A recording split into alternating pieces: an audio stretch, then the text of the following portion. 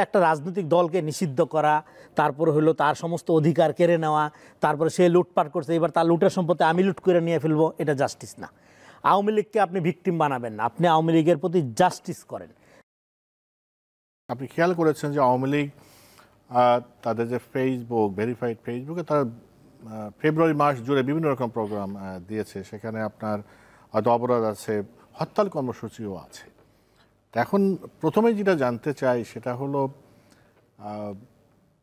যে আওয়ামী লীগ সরকারকে ফ্যাসিস্ট আচরণের কারণে বা দখলদারিত্বের কারণে বা লুটপাটের কারণে যাদেরকে বিদায় দেওয়া হয়েছে, তারা যখন এই হরতাল কর্মসূচি দেয় বা অবরোধের কর্মসূচি দেয়, সেটা কি সরকারের কিভাবে সেটা ডিল করা উচিত, মানে করতে দেওয়া উচিত? না, দেখেন, ইতিমধ্যে সরকারের পক্ষ থেকে প্রেস সেক্রেটারি বলেছে তাদেরকে এটা করতে দেওয়া হবে না।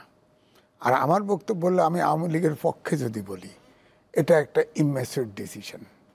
কারণ হচ্ছে রাজনৈতিক দলগুলোর সামনে নির্বাচনের আকাঙ্ক্ষায় ছাত্র, বিএনপি, জামাত, এই সবগুলোর ভিতরে কিন্তু একটা ছোট্টখাটো টানাপোড়েন চলছিল।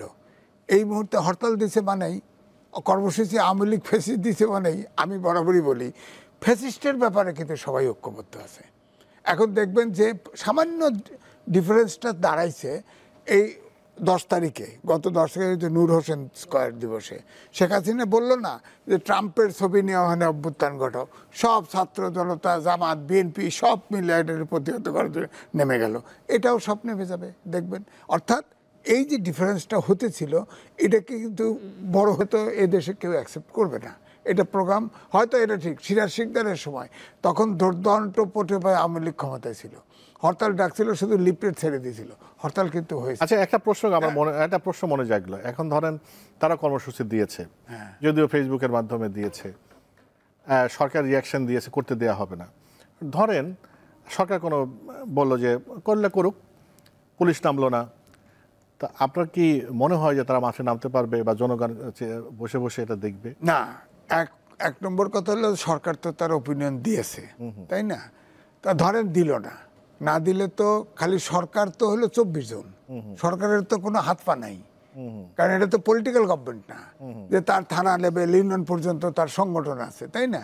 এই সরকার মানে 24 জন ইনঅ্যাক্টিভ থাকলো, 17 কোটি লোকের ভিতরে 24 জন বয়ে রইল, সমস্যা কি? বাকিরা আছে না, সব রাজনৈতিক দল নামবে, সবাই বিরোধী, সবাই এটা প্রতিহত করবে। সুতরাং এটা কিন্তু পুলিশ নামা লাগবে না, এটা জনগণই, এই রাজনৈতিক দলগুলোই নেমে প্রতিহত।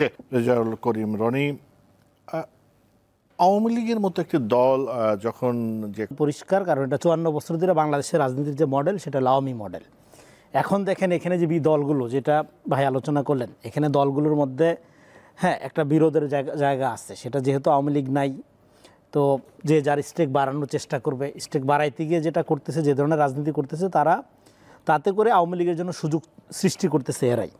তো সেই সুযোগটা তো ধরেন আওয়ামী লীগ, যেমন ধরেন আওয়ামী লীগ যে ব্যক্তির বিরুদ্ধে 15 বছর খড়গহস্ত ছিল, তাকে নানাভাবে হয়রানি করছে, সেই ব্যক্তি একটা ধর নিউট্রাল কথা বললো বা এমন একটা ওপিনিয়ন পেশ করলো যেটা কোনো না কোনোভাবে এই সরকারের বিপক্ষে গেল। আওয়ামী লীগ এবার তার পেজ থেকে প্রচার করবে এই যে ইউসুফ সরকারের খবর হয়ে গেছে, চরম মূল্য দিতে হবে। এইবার ধরেন এই সরকারের পক্ষে আছে, কিন্তু একটা ন্যায্য দাবি নিয়ে আন্দোলন করতেছে। কলকাতার মিডিয়া প্রচার করবে যে সারা দেশ উত্তাল, ইউনূস সরকার বিপদে। হ্যাঁ, ফলে তারা কিন্তু সরকার প্রতিনিয়ত ভালোই যাচ্ছে। কিন্তু ব্যাপার হলো এটা একটা অভ্যুত্থানের সরকার, এবং আওয়ামী ইলেকশনই পূরণ করে ফেলছিল, এটা আমার ধারণা। আরেকটা ব্যাপার হইলো, আওয়ামী লীগ যে জিনিসটা সবসময় মিসআন্ডারস্ট্যান্ড করছে, সেটা হলো যে সে মনে করতো রাস্তায় মাসেল পাওয়ার, লগি বৈঠা, মাস্তানি, পিটায়া সমান করা, মাইরা এবং কাইন্দা জিতার যে রাজনীতি, সেটাতে আওয়ামী লীগই সেরা। আওয়ামী লীগের বিরুদ্ধে একটা গণ অভ্যুত্থান হইতে পারে, এটা আওয়ামী লীগ বিশ্বাস করতো না। কারণ তারা মনে করে গণ মানে হইল তার বস্তির বিপুল বিক্ষুব্ধ জনতা, টোকাই, মাস্তান।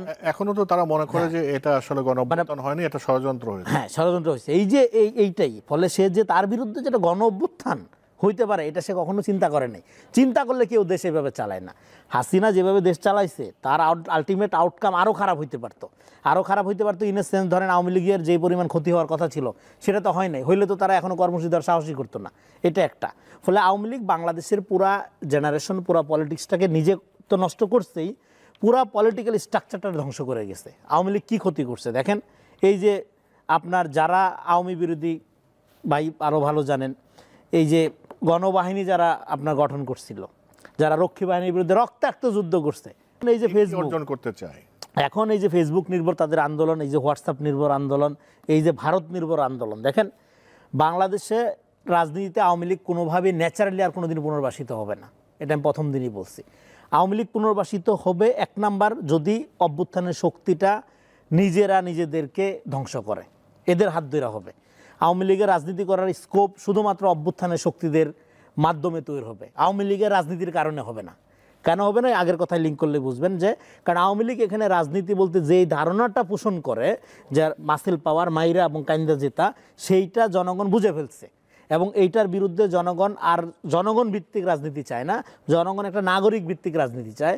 জনগণ আর ওই সামন্তীয় টুঙ্গিপাড়ার শাসন চায় না, জনগণ চায় হলো সম্প্রদায় ভিত্তিক রাজনীতি চায় না, জনগণ রিয়েলি নাগরিক হয়ে উঠতে চায়। চাকমা বা মারমা নির্বিশেষে, হিন্দু মুসলিম নির্বিশেষে একটা নাগরিক ভিত্তিক রাষ্ট্র, এই যে মডার্ন আপনার ডেমোক্রেটিক লিবারেল কনসেপশনের ভিত্তিতে যে রাষ্ট্র, এইরকম একটা রাষ্ট্র চায়। কিন্তু আওয়ামী লীগ একটা ট্রাইবাল পলিটিক্স করে, ফলে আওয়ামী লীগ ফেসবুকে কিন্তু আওয়ামী লীগের ব্যাপারে যেটা করতে হবে সেটা হলো একটা রাজনৈতিক দলকে নিষিদ্ধ করা, তারপরে হলো তার সমস্ত অধিকার কেড়ে নেওয়া, তারপরে সে লুটপাট করছে, এবার তার লুটের সম্পত্তি আমি লুট করে নিয়ে ফেলবো, এটা জাস্টিস না।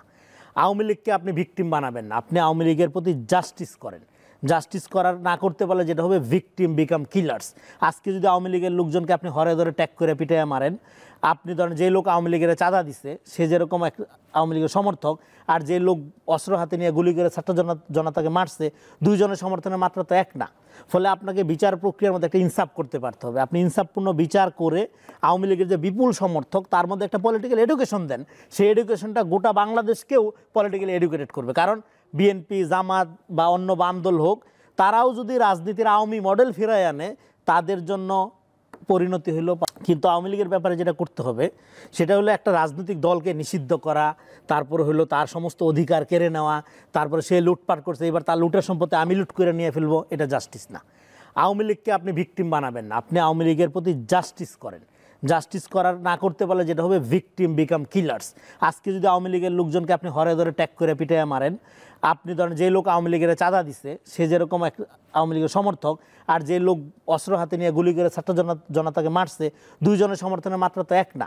ফলে আপনাকে বিচার প্রক্রিয়ার মধ্যে একটা ইনসাফ করতে পারতে হবে। আপনি ইনসাফপূর্ণ বিচার করে আওয়ামী লীগের যে, তাহলে এক নাম্বার যে কাজটা আওয়ামী লীগের করতে হবে সেটা হলো তার যে রাজনীতির মডেল সেটা পরিবর্তন করে তাকে এই বিচারের সম্মুখীন হইতে হবে, এক নাম্বার। দুই নাম্বার হইলো আওয়ামী লীগের সমর্থকদের ব্যাপারে যে কথাটা আমি বলি, কিন্তু আওয়ামী লীগের ব্যাপারে যেটা করতে হবে সেটা হলো একটা রাজনৈতিক দলকে নিষিদ্ধ করা, তারপরে হলো তার সমস্ত অধিকার কেড়ে নেওয়া, তারপরে সে লুটপাট করছে, এবার তার লুটের সম্পত্তি আমি লুট করে নিয়ে ফেলবো, এটা জাস্টিস না। আওয়ামী লীগকে আপনি ভিকটিম বানাবেন না, আপনি আওয়ামী লীগের প্রতি জাস্টিস করেন। জাস্টিস করার না করতে পারলে যেটা হবে ভিকটিম বিকাম কিলার্স। আজকে যদি আওয়ামী লীগের লোকজনকে আপনি হরে ধরে ট্যাগ করে পিটাইয়া মারেন, আপনি ধরেন যে লোক আওয়ামী লীগের চাঁদা দিছে সে যেরকম এক আওয়ামী লীগের সমর্থক, আর যে লোক অস্ত্র হাতে নিয়ে গুলি করে ছাত্র জনতাকে মারছে, দুইজনের সমর্থনের মাত্রা তো এক না। ফলে আপনাকে বিচার প্রক্রিয়ার মধ্যে একটা ইনসাফ করতে পারতে হবে। আপনি ইনসাফপূর্ণ বিচার করে আওয়ামী লীগের যে বিপুল সমর্থক তার মধ্যে একটা পলিটিক্যাল এডুকেশন দেন, সেই এডুকেশনটা গোটা বাংলাদেশকেও পলিটিক্যালি এডুকেটেড করবে। কারণ বিএনপি, জামাত বা অন্য বাম দল হোক, তারাও যদি রাজনীতির আওয়ামী মডেল ফিরায় আনে, তাদের জন্য পরিণতি হলো 5ই আগস্ট।